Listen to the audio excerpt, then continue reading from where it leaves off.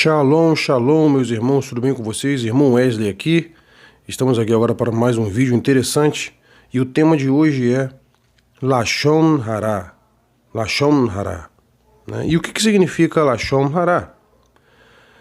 No judaísmo, na cultura judaica, até mesmo na escritura sagrada, obviamente, muito maior do que religiosidade, mas na cultura judaica, Lashon Hara significa língua má. Lashon, língua, Hara, má, a língua má. Refere-se a dizer algo verdadeiro sobre alguém, mas com um propósito negativo ou depreciativo.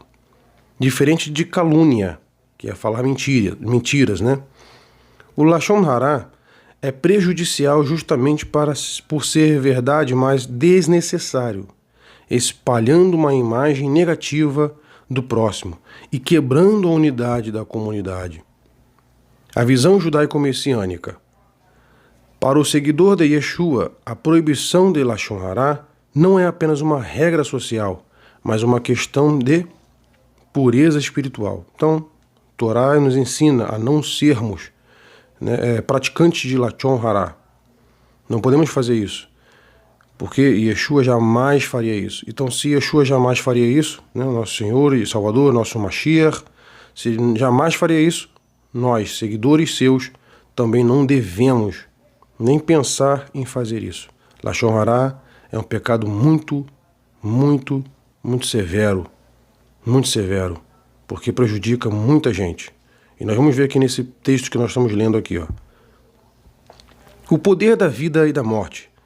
Citando Provérbios, capítulo 18, verso 21, na visão bíblica, a visão bíblica na Torá e também nos ensinamentos do Senhor Yeshua, é enfatizado que a língua tem o poder de construir e destruir mundos. Olha que interessante. Então, cultura judaica, na Torá, enfatiza muito isso. A língua tem o poder de construir e destruir mundos.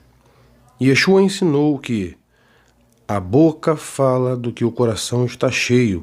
Está lá em Mateus, capítulo 12, verso 34.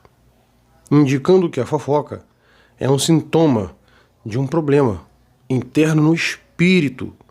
Então, a fofoca, ou seja, Lashon Hara, é um sintoma de problema interno. Está no espírito, melhor dizendo, está na alma da pessoa. Então tem que ser tirado isso. A pessoa tem que lutar contra isso, contra esse pecado.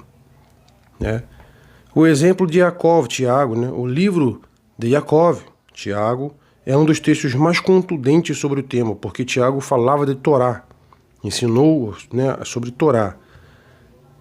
Tanto é, e não é à toa, por ele falar de Torá, que Lutero queria tirar a carta de Tiago, da Bíblia que ele estava, do compêndio da Bíblia escrita em alemão que ele estava produzindo no seu tempo, Ele queria tirar. E ele descreve a língua, Tiago, descreve a língua como um pequeno fogo, olha, interessante, Um pequeno fogo, capaz de incendiar uma floresta inteira, e afirma que não se pode louvar ao Eterno e amaldiçoar os homens feitos à sua imagem com a mesma boca. Olha como é que a Lashon Hara é muito sério. Temos que lutar contra isso. Porque da mesma forma, como é que nossa boca foi feita para louvar ao Eterno, louvar a Hashem, nosso Todo-Poderoso, não pode também ter fofoca na nossa boca. Olha que interessante. Yaakov, Tiago, ensinando pra gente lá na sua carta. Por quê? Porque a sua carta fala da Torá, ele ensinando Torá aos discípulos. Olha que legal. Tá lá, O assassinato triplo. Segue-se o conceito rabínico de que Lashon Hara mata 3 pessoas. Então, a sabedoria judaica nos ensina isso, Os rabinos antigos, até, claro, copiado pelos nossos rabinos modernos também, mas assim, a tradição judaica, no geral, nos ensina que a Lashon Hara mata 3 pessoas. Quem fala, quem ouve e aquele de quem se fala. Olha só como é que é triste. Então, na visão bíblica judaica messiânica, isso é visto como uma violação direta do mandamento de amar o próximo, como a ti mesmo, que está lá em Levítico, capítulo 19 e 18. Como agir em vez de falar?